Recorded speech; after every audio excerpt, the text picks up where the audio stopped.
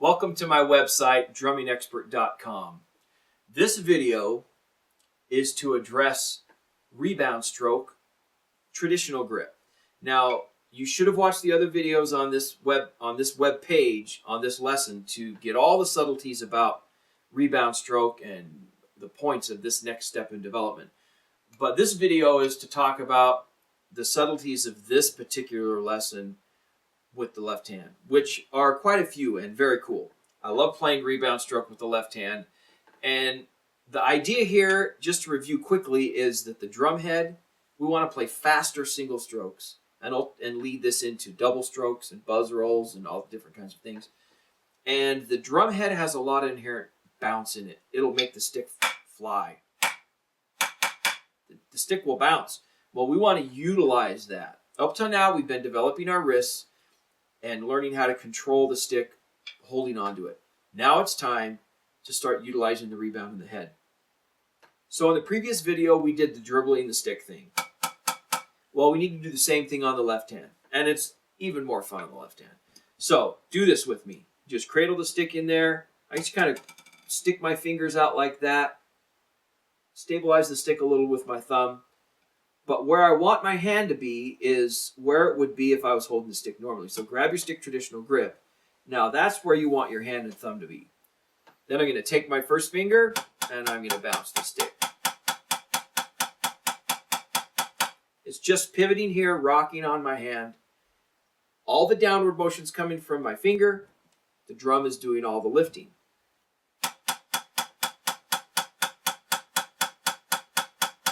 Now, if you find that hard to do at first, you're just going to have to play around with it. It's kind of like bouncing a basketball. And at first, you can go a little bit slower and higher.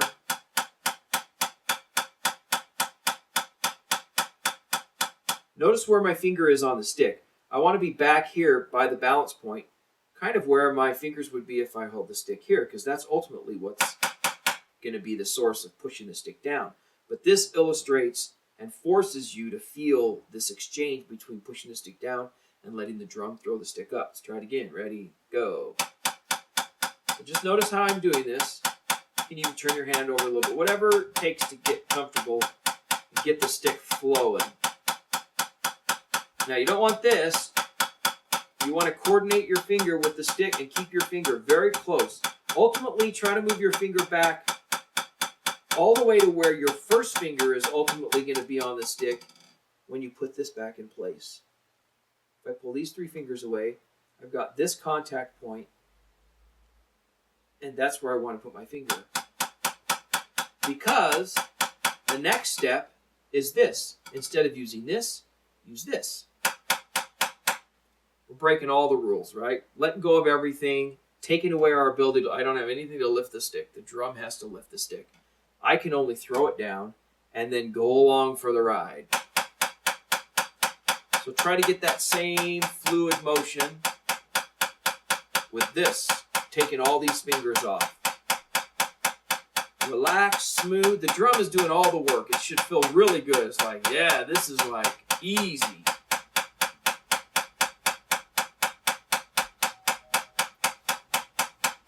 Okay, that's what the rebound stroke looks like. And again, the idea is we're learning how to utilize the drum head to do half the work for us. It's going to do all the lifting. We're only going to do the pushing.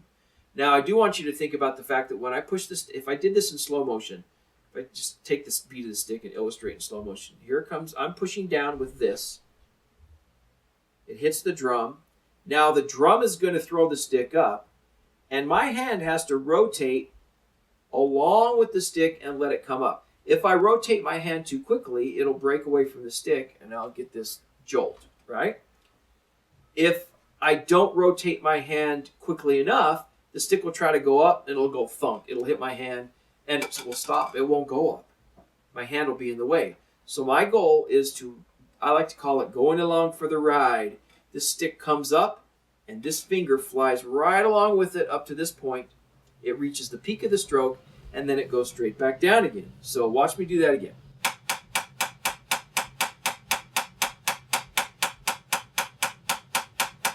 You don't want the contact of the stick to break here. You want to keep a good contact here. The stick is not loose here. It's locked into your hand. You just don't have anything underneath it.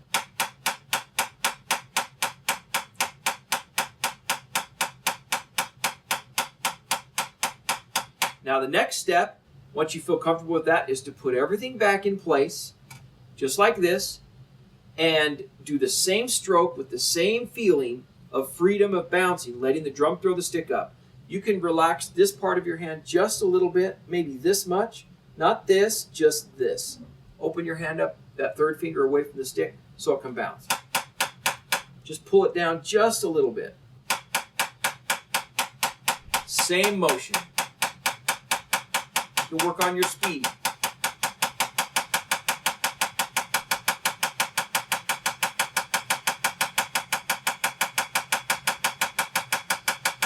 Just get that flying. You can work on that low tap height. You have to do this again. Get that motion going, then put your hand back in place. The location of this third finger is so important because in real life, you may be playing several rebound strokes, but then in a split second, you got to grab a hold of the stick and play an accent followed by taps. Bounce. I mean, you got to be able to go back and forth between these strokes. So if you pull your fingers way away from your hand, from the stick, then it takes too long to get them back into place to grab the stick, and you won't be able to control different figures in real life, okay? So make that strong and smooth. Now, we take that same motion, once we get that going, and then we apply it to these basic exercises that start practicing putting our hands together to play singles. But this time, we're going to work to play faster and faster singles and use the rebound stroke. So let's do 8 on a hand. 1 and 2 and about that fast. 1, 2, ready, and. Let the sticks fly. Match that left hand to your right hand.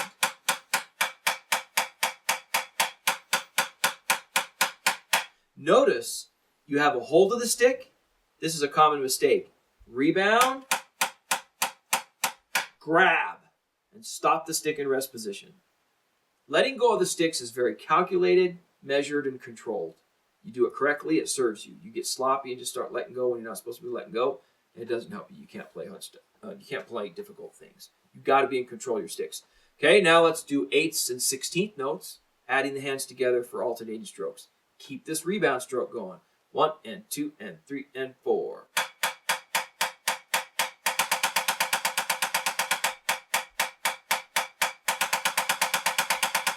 Notice how I'm using the rebound stroke. It can be really good practice just to play singles over and over and over again and get your hands working together, but keep that alternating, or keep that rebound happening while you're alternating. 1 and a 2 and a ready, go. Notice how each stick's flying. A common mistake is you can do rebound stroke on one hand, then you put your hands together, and you don't keep doing the rebound stroke. So keep that rebound stroke going. There are 2 more exercises that you'll find in this lesson on the webpage that I want to play for you traditional grip, just so you can see how my hands are moving.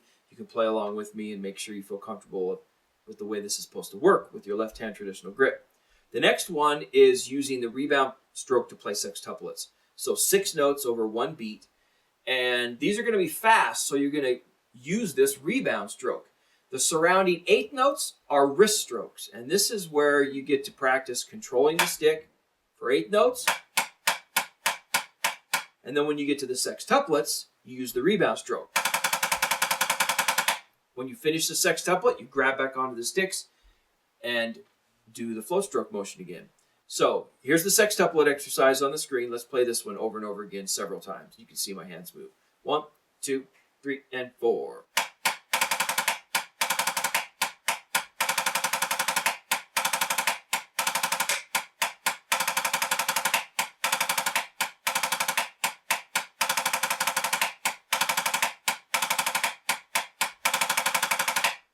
Notice the rebound stroke that I'm using during the sextuplets. This rebound stroke allows you to be able to play really fast singles. Let's do that one more time faster. About dip, dip, diggity, diggity, dip, dip, diggity, diggity, dip. 1, 2, 3, and 4.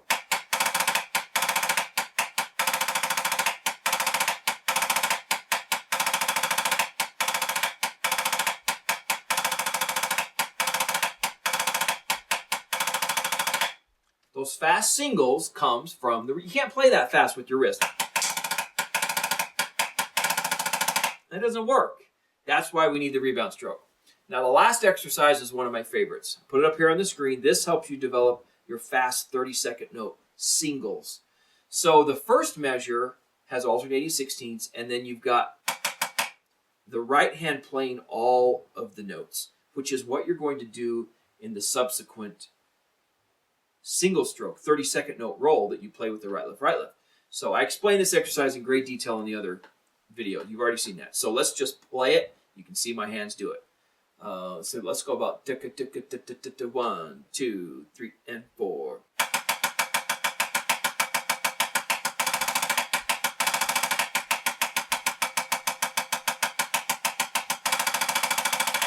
Two again. Ready, and...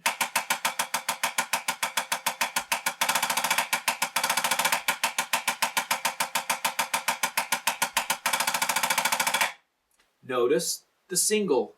The singles are the rebound stroke motion. So work on that. Another good thing is to just practice singles. See if you can just play a long, extended single stroke roll.